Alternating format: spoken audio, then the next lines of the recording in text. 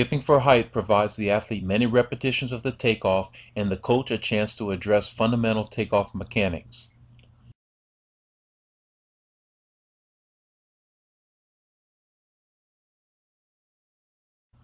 Note the heel-to-toe action of the foot on each takeoff.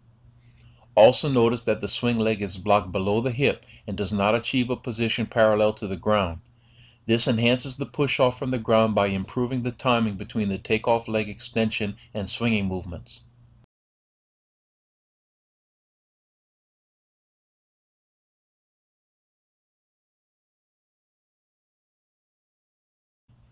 Skipping for distance is a variation of the previous exercise. Note the foot contacts and swing leg positions are the same as in the previous exercise.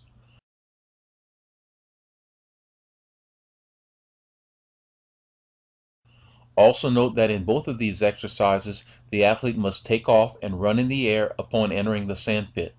This might require slight lengthening or shortening near the end and is a good way to develop steering ability. The running in the air is an introductory way to improve the athlete's air-mindedness and comfort in flight. Run-run-jump is an exercise that consists of repetitive takeoffs. Note that the athlete here, who uses the right as a takeoff leg, takes off from every other right step. It is critical that the jumper be taught to land on the opposite foot after each takeoff, in this case the left. Run-run-jump provides an environment for teaching nearly any aspect of preparation and takeoff, and we will revisit it in detail when we discuss teaching progressions. Hurdle jumps provide similar teaching opportunities. The hurdles are spaced 7 to 9 feet apart, depending on the jumper's ability levels. The hurdles are not an obstacle, but a stride length regulator, so they should be set very low. The hurdles seen here are only 18 inches in height. Notice the foot contact patterns and swing leg blocking positions are the same as in the skip shown earlier. The jump should be vertical. Jumpers are often tempted to bend at the waist to set up hurdle clearance, but the coach must demand this not happen.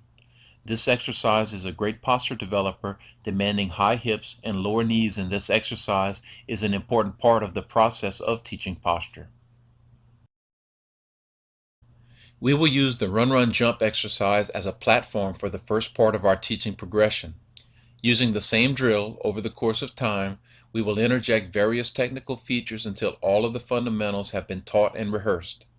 In the first step, emphasis is simply on achieving the correct step sequence. The athlete must be taught to jump off of the correct foot and land on the opposite foot. Intensity is not our goal, so speed should be very low. When the athlete has mastered the sequence of the run-run-jump, we move on. In the second step, the contact of the takeoff foot is addressed. The athlete is told to use heel-to-toe rolling actions of the foot against the surface on each takeoff.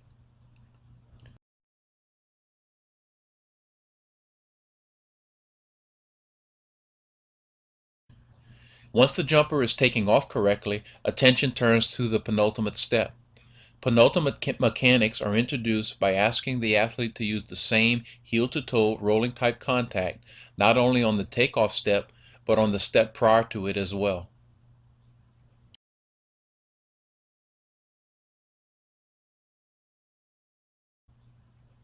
Once the foot contact patterns for takeoff and penultimate have been learned, the jumper is taught to lower and displace.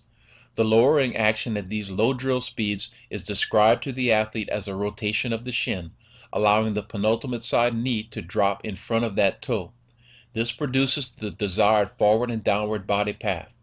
This also places the penultimate side leg well behind the jumper, setting up a long arc through which the swing leg moves powerfully. Exaggerated lowering is not a worry at these low drill speeds, as the lowering becomes more subtle at the higher speeds of competition. The free leg action at takeoff is not addressed in this teaching progression because it occurs reflexively when the penultimate mechanics are taught in this way.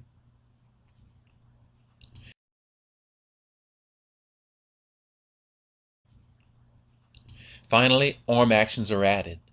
The jumper is told to bring the arm opposite the takeoff leg over and forward so that the hand passes at forehead height. In competitive long jumping, the hand does pass higher, but this movement is commensurate with the slower speeds of the drill, and range of motion naturally increases as speeds increase. It isn't necessary to address the other arm as it will soon move naturally in opposition. Now, all of the movements of preparation and takeoff have been taught, and it's time to move to starter long jump takeoffs. The jumper is placed on the runway at a location where a short approach will place the jumper close to the sandpit at takeoff. Jumpers whose approaches use an even number of steps should use 4 steps here, while jumpers who use an odd number of steps should use 5 steps. From this short run-up, the jumper is then told to execute the same preparation and takeoff done in the previous drill. The coach must insist upon replication. The board is ignored at this time, and the jumper must run in the air after takeoff as before. Once the jumper can take off from a run, short approach jumping is introduced. From 6 or 7 steps, the long jumper must perform the long jump takeoff as done previously. The athlete continues to run in the air after taking off. A competition style landing is not used. Running backwards from the board and having someone count steps and marking the step location that corresponds to takeoff is a quick way to assemble a short approach for practice. Outside of initial approach assembly, this is highly unadvised for the competition length run. With the basic skills taught, the coach's challenge is error correction. Over the course of time, the approach length chosen for this type of work should grow longer, increasing velocities while the coach assists the athlete to replicate the preparation and takeoff at the higher speeds. This lengthening should continue until short approach length work reaches 12 or 13 steps. This length of approach produces velocities close enough to those experienced in competition to enable the technique to remain stable in competition. Once the competitive season has begun, meet simulation is no longer a concern, so the run should shorten again to 8 or 9 steps. Once this short run jumping is begun, it should continue to be done once or twice a week for the remainder of the season. At some point after beginning short run approach work, the competition style landing should be added. Because the landing can be a great distraction for a developing jumper, its inclusion is postponed until preparation and takeoff techniques are well drilled and stable. It's not unusual for a coach to have an athlete work only on takeoff for weeks before including the landing.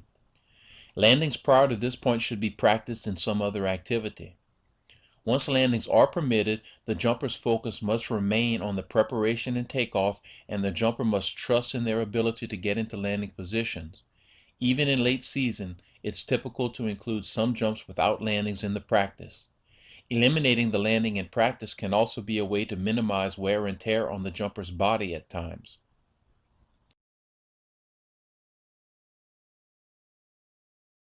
We have not mentioned the teaching of flight mechanics.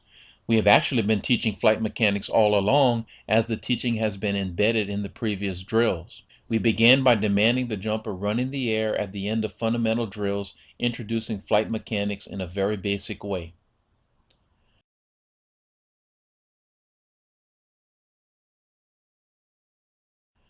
The key component of flight mechanics is the extension of the free leg in flight.